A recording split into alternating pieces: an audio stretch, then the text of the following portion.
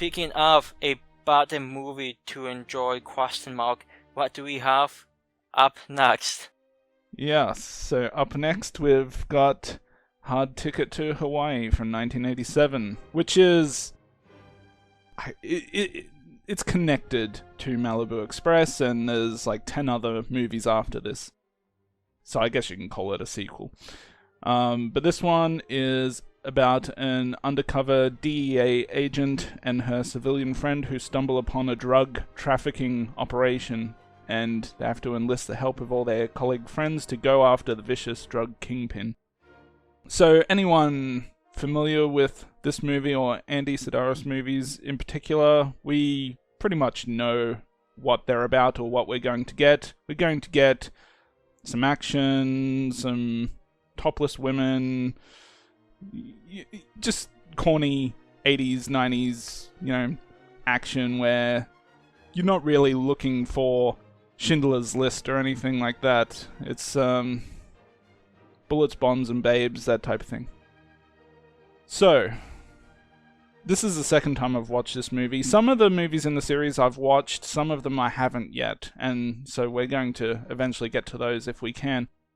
And I quite commonly hear people bring this one up, so I'm guessing this is kind of one of the more beloved movies from the 12 in this connected series. I'm not entirely sure that bodes well, but...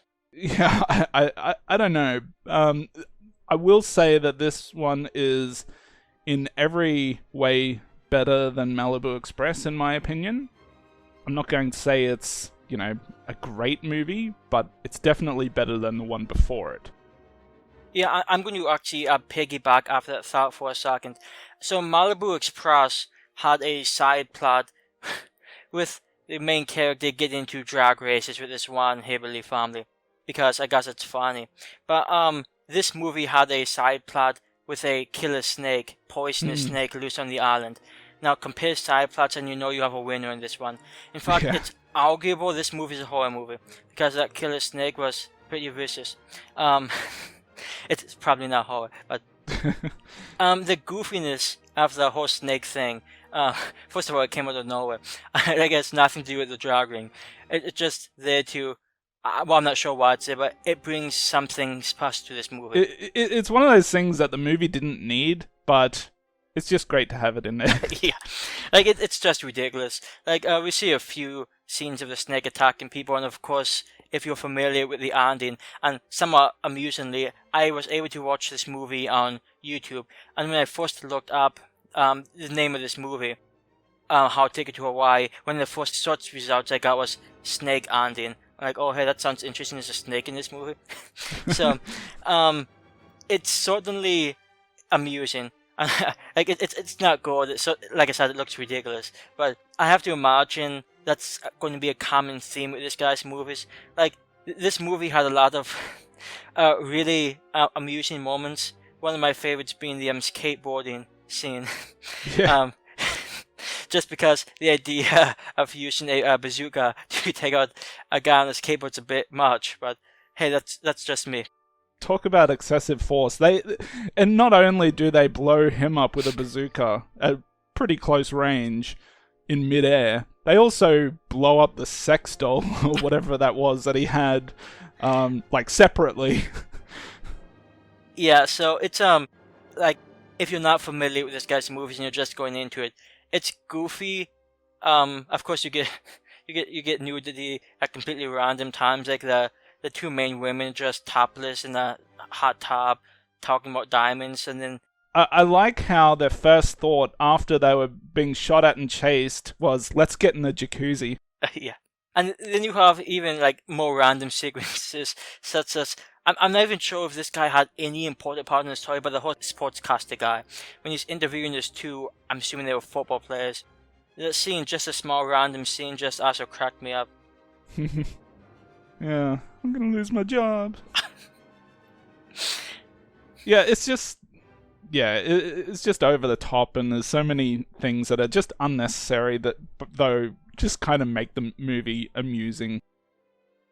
One thing that I did like about Malibu Express was a lot of the, like, just amusing quips that would just be said randomly. I mean, they wouldn't happen, like, every few minutes, but every time they'd pop up, they'd usually get a giggle out of me. Like, I always remember the, that one guy who looked at the naked picture and was like, that's what we call hard evidence. But in this one, like towards the beginning, there's these guys, after they lose those diamonds, they go back to their kingpin boss, whatever you want to call him, and he's like angry at them, and the guy says, calm down, we got some bad news. I'm like, hang on, calm down, we've got bad news? That doesn't make sense. But then after they tell him what happens, he said, if brains were bird shit, you'd have a clean cage. Yeah, that one struck me as being, it's both inventive and amusing. Yeah, so, and there's quite a few of those throughout the movie, and it's just amusing whenever you get to see things like that. I do want to say, one of the reasons that I personally got more enjoyment out of this one over Malibu Express was, it was a bunch of things, but one of its main points was sort of like a mystery of, hey, where are these Russians getting computers and stuff I literally didn't care about. This movie, luckily, isn't so much a mystery as just like a action movie, which is, I know, to me it was a lot more fun, and it felt a lot more enjoyable to watch. I mean, you even get like a pretty decent, like, taking down a compound type thing near the end, with a fantastic frisbee death. And just overall, just a lot of firefights and fun, and I love how they apparently forgot all about the main guy just driving away, and then, oh hey, how about that guy? Yeah, that I actually had a note down about that. I just put down, oh wait, we forgot to kill the bad guy. Yeah. Yeah, I'm happy at least one of them was thinking. Another thing that makes this movie better than Malibu Express really is just the period in which it's filmed. Malibu Express says it was from mid-'80s. To be honest, it almost feels 70s to me. And, I grew up in... The majority of my growing up was done in the late 80s, early to mid-90s. So that's the period that... in terms of, the women in the movie, I'm sure if someone grew up in the 70s or whatever, they'd probably be beating off to Sybil Danning, but I'm not. Who was, she was in Malibu Express. So I think it's just the period of which this movie falls into it just suits me better than Malibu Express, which, even though it says it's from mid-'80s, felt like a 70s movie. The question is, would you dress up as a woman to spy on people? Well, in fact, no. But that's another good thing to bring up, because I think that actor was also in the previous movie, but though I think technically a different character. Was he really? Yeah. In fact, he also played a crossdresser in Malibu Express. He was the guy who was getting blackmailed, or attempted blackmail. Oh, like the gay in husband. the limo, yeah. Anyways, yeah, so that guy's back in this one, just, I think, a different character. But I will say, makes for quite a believable woman. Yeah, you can sort of tell, but, honestly, that's one of the better attempts I've seen. I sort of wonder how long exactly he's been doing that, because I was thinking that scene in which he's taking off the makeup, like, a girl literally just walks by, before he starts taking off the makeup. Like, I would do that type of thing in, like, a more secure location. Like, that just seemed super risky. Yeah.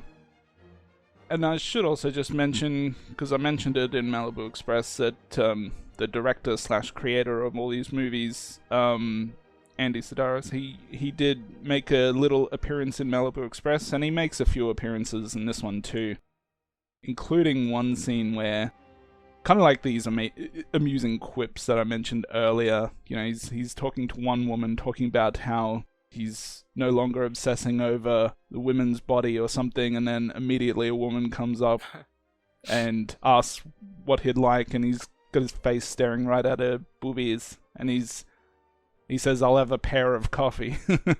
So, I don't know if he appears in every single movie. I guess we'll see if we manage to get through all of them. But yeah, it's just something to point out to people there, because I'm sure there's some people out there who watch it and just don't even realize that, hey, that's a guy that makes these movies. Yeah, one thing I sort of appreciated, well, I'll say the ending, part of the ending seems somewhat, I'm not sure what word to use. It just seemed a bit quick. Like they take care of the guy on the island, and then the guy has an, overboss, and they go take him out. Just a quick scene of them going to the building, and like it's not necessarily that suspenseful, at least to me. Like it's obvious the guy has a sword and they brought guns. Like I think we know where it's going. I think they just felt like that somehow wrap up the story in a nice little bow, so they're like, oh, we still got this one guy who was in 1 or 2 scenes earlier. They could have waited to the sequel. That'll make it like a more long-lasting. That'll be an interesting idea. I'm not sure if any of the movies do that. I'm assuming they do to some extent, but I really don't know. So I'm sort of curious. But then one of the last scenes of the movie is like almost like a picture copy of the end of the first movie, where they're just sitting on the yacht and talking about, an epilogue type thing, which I sort of appreciate. It was I liked it in the first movie because it explained a few things a bit, but this movie is just sort of fun. Like, I'm a civilian and I found it, so it's mine. It's playful. Yeah, so as I was saying earlier, this one is in every way better than Malibu Express. It's got plenty of over-the-top action, plenty of tetes.